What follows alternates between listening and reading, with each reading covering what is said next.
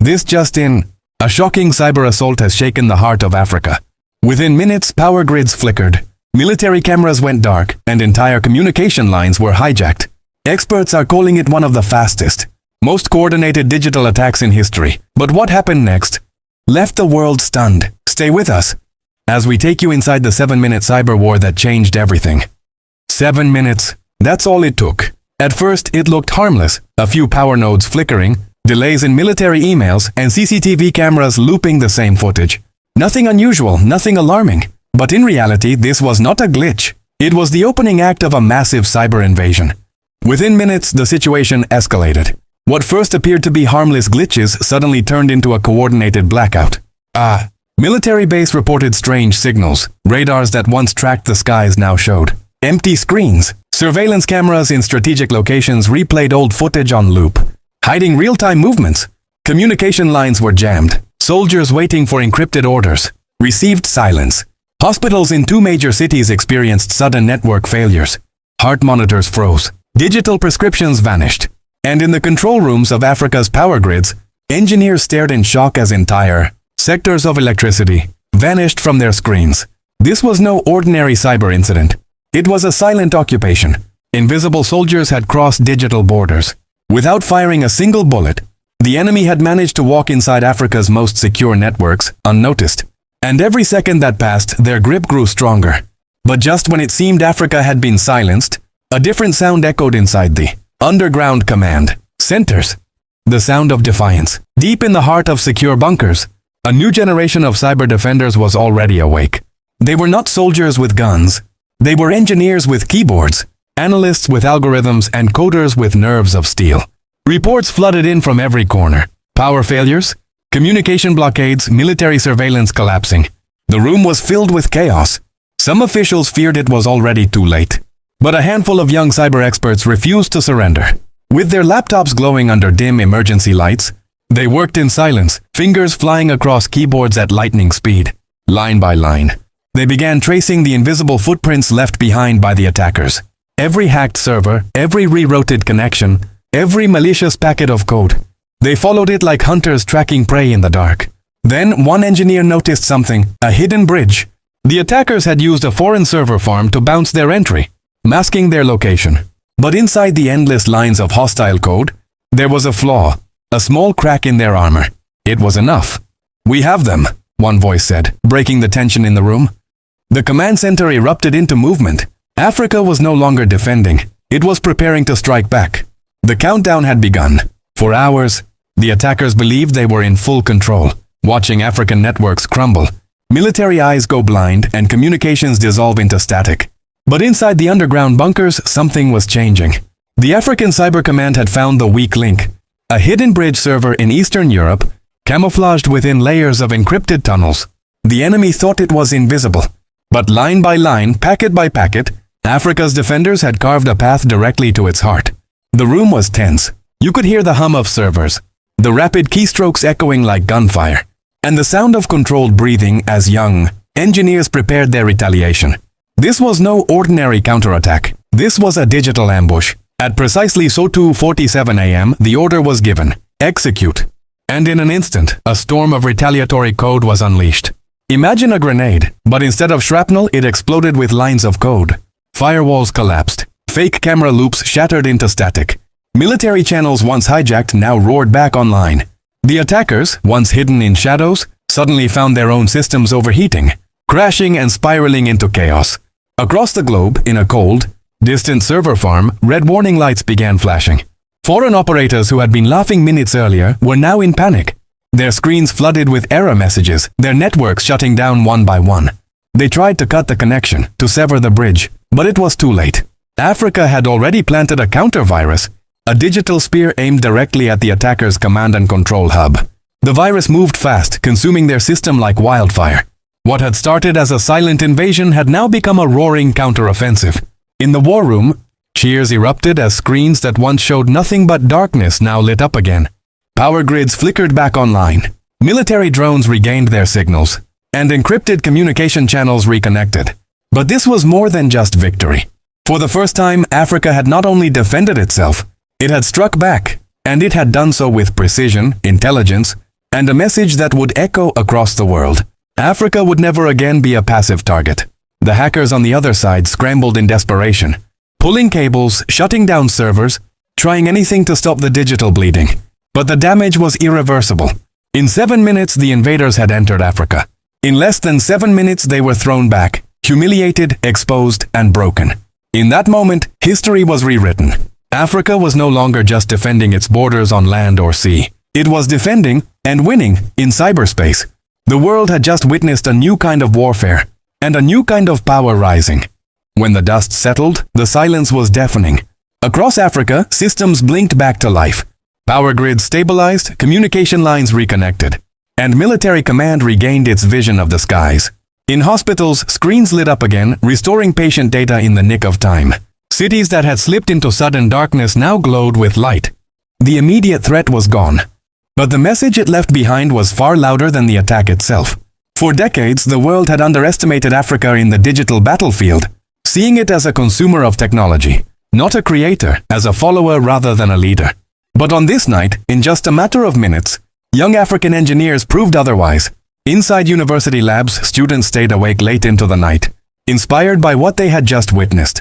Across campuses, the story spread of coders who had outsmarted foreign cyber armies, of engineers who had turned keyboards into weapons, and of a continent that had defended itself with nothing but intellect, speed, and courage. Governments moved swiftly. New cyber defense programs were launched. Investments poured into research labs. And in one of those labs, a group of students developed an AI they named Nzinga, after the legendary Queen Nzinga of Angola, a symbol of African resistance and strength. This AI was not just code, it was a shield, a watchtower, and a warning. Africa would never again be digitally colonized. But beyond the borders of Africa, shockwaves rippled. Intelligence agencies in the West replayed the incident frame by frame, trying to understand how their best systems had been dismantled in minutes. Military analysts whispered about a turning point in cyber warfare. For the first time, Africa was not seen as a battlefield. It was seen as a power.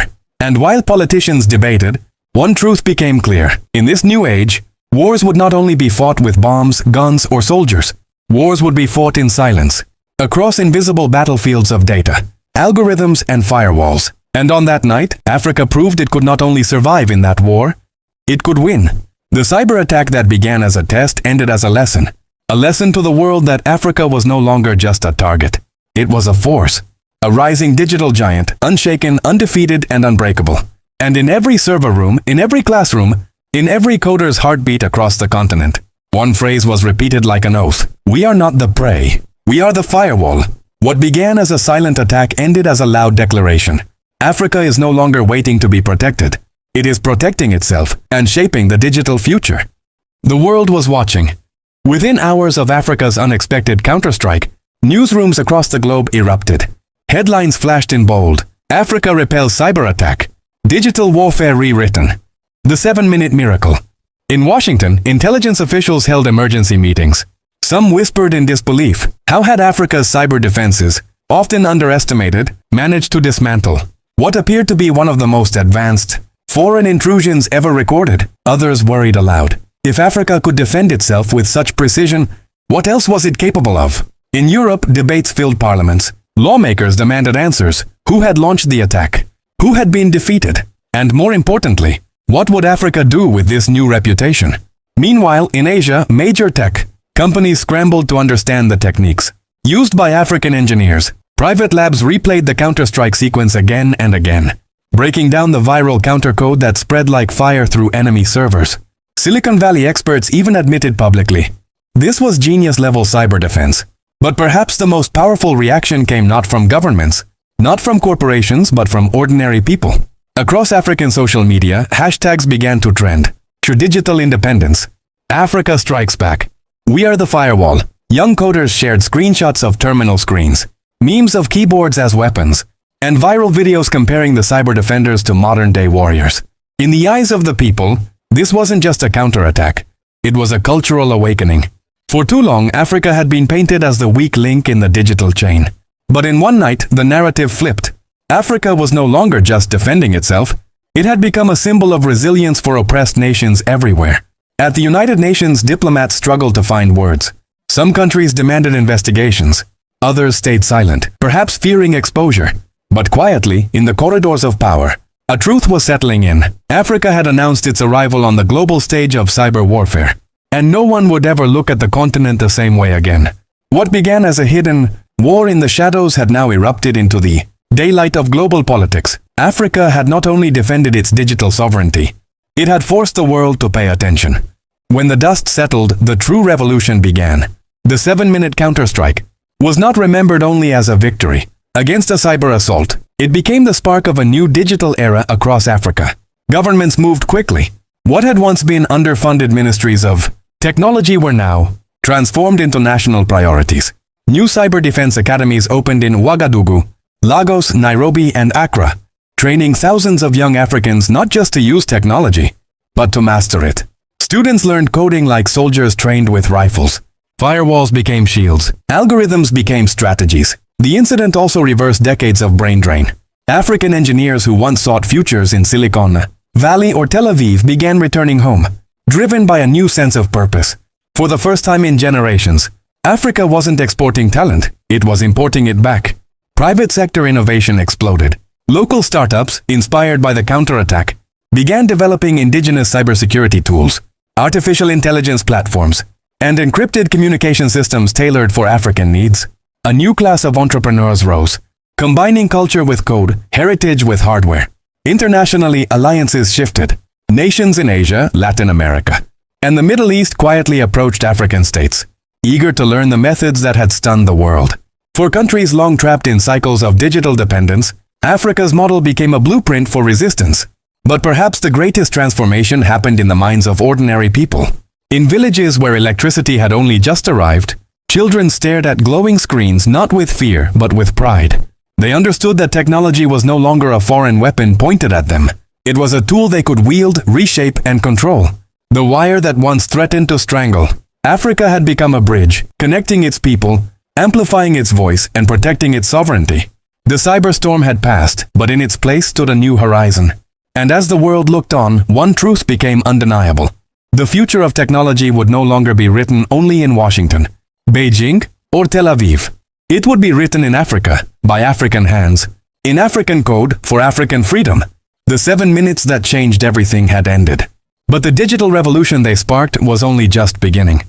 Beyond Africa's borders, the impact of the 7-minute counterstrike echoed like thunder across the globe. Washington called it a wake-up call. In Tel Aviv, military analysts worked overtime, dissecting every second of the event, trying to understand how African cyber units had done the impossible. Beijing remained silent, but inside closed rooms, intelligence chiefs warned their government. Africa has just announced itself as a digital superpower. In Brussels, European leaders were split. Some whispered admiration, others feared that the balance of power was shifting away from the West. For decades, Africa was seen as a consumer of technology, not its defender. Now, in one decisive move, that perception shattered. Stock markets trembled. Shares of major Western cybersecurity firms dropped overnight, as investors questioned whether the next wave of innovation would truly come from Silicon Valley or from the streets of Ouagadougou and Nairobi. Newsrooms struggled. Western media outlets, long accustomed to portraying Africa as dependent, chaotic, or vulnerable, suddenly had to rewrite the narrative. Headlines shifted. Africa defends itself. Cyberlion awakens. The 7 minutes that stunned the world. Meanwhile, ordinary citizens worldwide reacted with awe.